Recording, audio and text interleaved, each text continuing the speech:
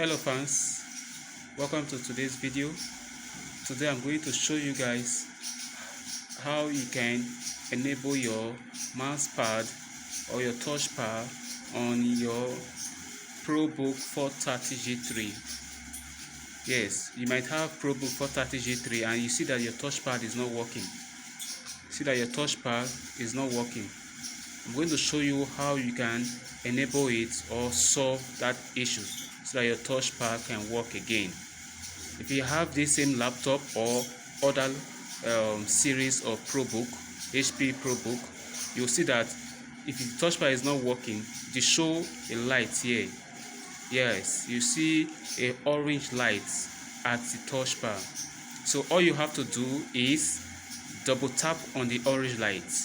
Tap it twice, 1, 2.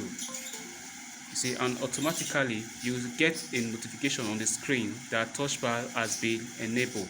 Now let's see. You see, it's working.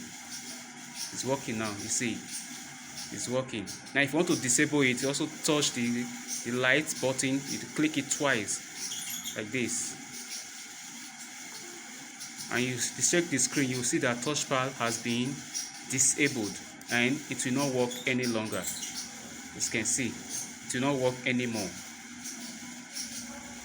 You see, it's not working again. So that is how you enable your touchpad to work if your touchpad stops working. You want to click on the orange light twice, just like this,